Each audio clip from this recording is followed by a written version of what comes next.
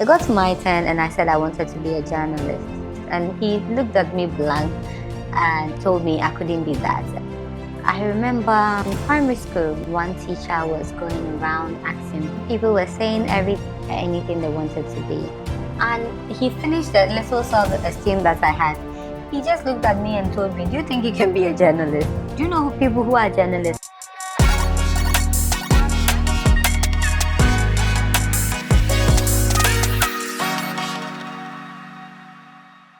Hi guys, and welcome to my YouTube channel. This is Side Profile, uncovering the angles, profiling the stories. It's good to be back again.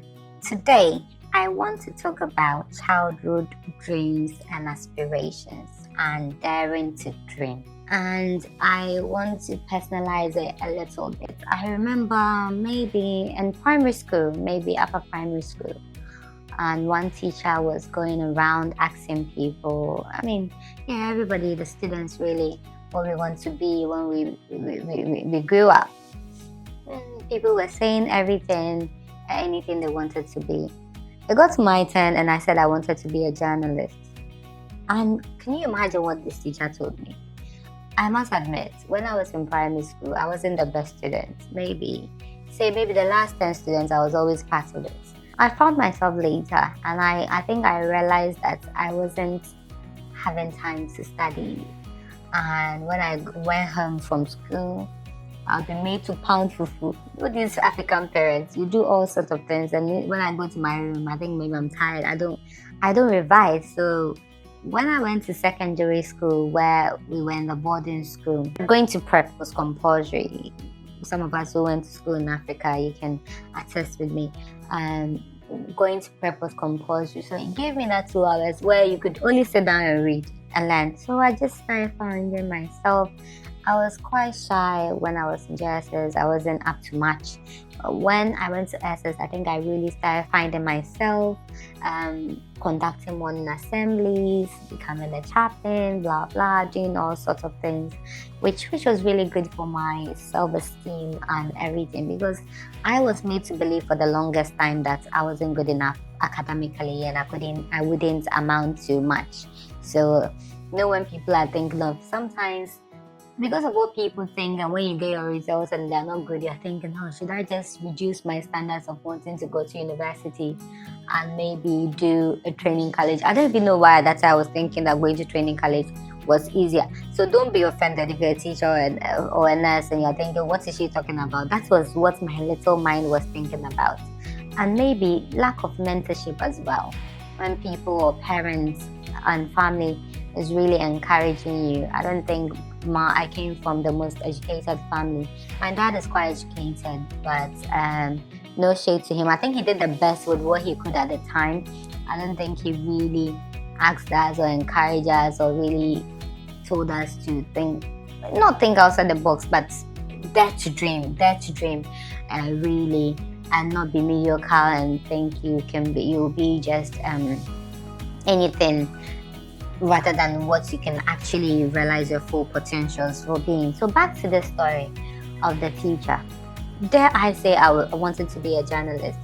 And he finished the little self-esteem that I had.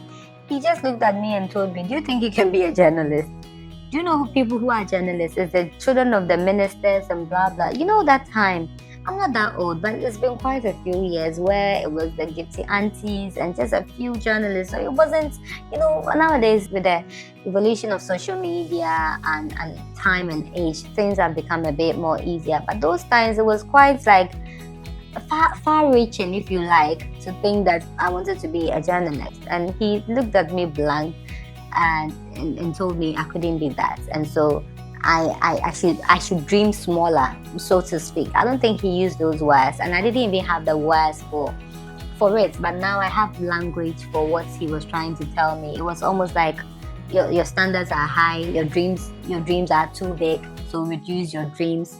So it goes to say, if you're watching me and you're a teacher, know that you have so much influence on what you say to your students. You're not just a teacher. If you are in any position of influence, the people who are in your circle, the people you exert control or who take your word for something, you have to be very careful when you're telling them. You have to make sure you're speaking life to these people, because what that teacher said really broke me, telling me I wasn't good enough, I wasn't capable. He was probably looking at my grades that time and telling me, you can't do it. But hey, I think I've been able to do fairly well for myself. I'm quite proud of what I have become. But again, that was in primary school, when so many people wouldn't have found themselves by then. We have to dare to dream. We do not have to shrink our dreams because somebody said so. We have to close our ears to the outside noise, and internally, there is so much we can do. I read a statistic somewhere, something I can't quite remember, but it said that we put like just the percentage is ridiculous, but we put a small percentage of our mind to use. The bigger portion of our minds, most people don't put it to use. We are so mediocre. We get to one point and we feel so accomplished. What if there is more? What if you can be more than what you are? Are the voices outside doing something to you? Have you been told something in your past? It could even be from a parent. Sometimes some of our parents do not believe in our dreams. So I find myself constantly telling my friends. For instance, I have a friend who has 3 kids. The first and the last child, they are very smart. They are book smart. But the middle child is not so good academically. And sometimes whenever I catch her talking down on the child, I tell her, nope, don't do that. That was done to me and it destroyed something in me. Do not do that. Do not compare. Because you might think, oh, I have your own siblings. I give you the same things. You go to the same school. Why are you not as good as that? We should not question that. And if anything, we should encourage. So daring to dream, childhood dreams. If you thought of becoming something when you were a child, why have you not become that? You might have found something equally good that you want to do. But I want to tell you that it's not late to start. I think that is one thing that pulls us back. You look at your age and you're like, woo, I couldn't do this now. Who says you have to be a certain age to be something? If you're alive, you can be anything. I know someone who got into tech at 60 years and is making it big at 65 years. This is a personal experience of someone I know. So sometimes I think we feel we are starting late, we are too old, we can't do so.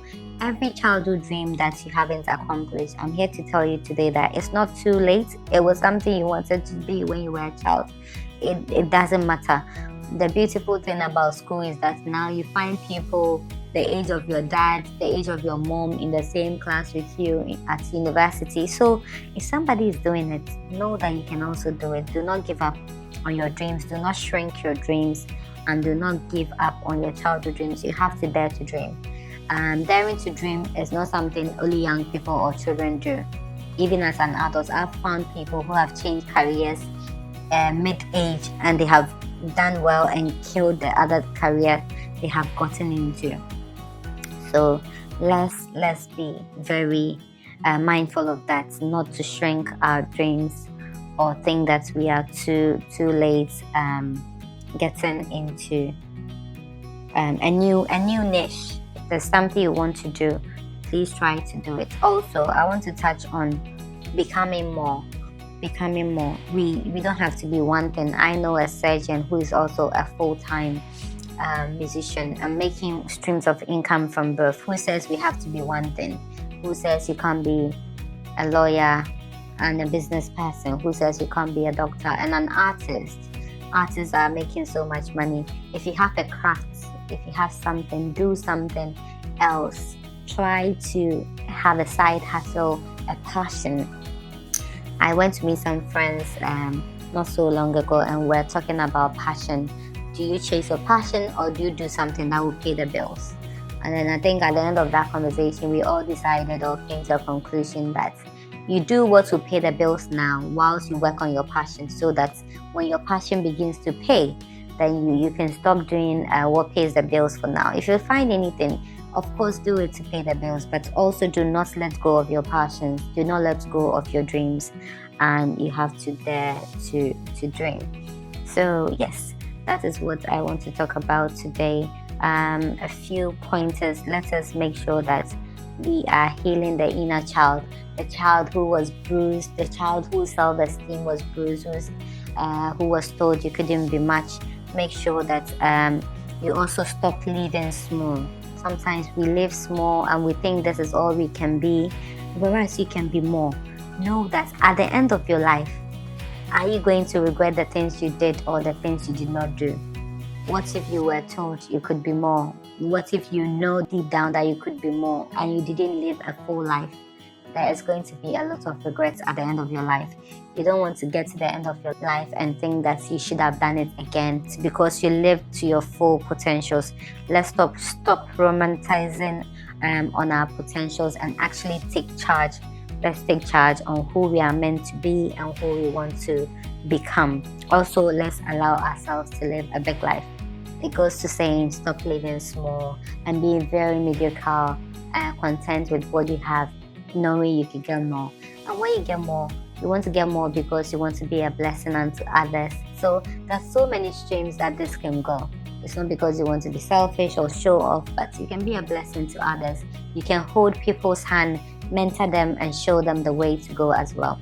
This is very, very dear to my heart because of the personal story of what I was told I couldn't be, and now what I see that I have become and what I'm becoming. I'm even more excited about what I'm becoming because I know that there's so much we can do if we really give ourselves the permission. You don't need anyone's permission. You need to give your own self permission to be more and to stop living small.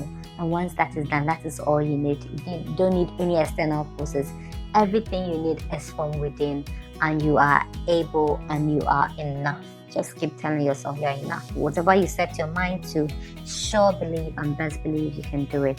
Thank you so much for watching today's section as well. Please do comment, like, share. Importantly, please subscribe and be part of this family where we encourage ourselves, we speak, we gist, and then many more. Stay tuned for the next one.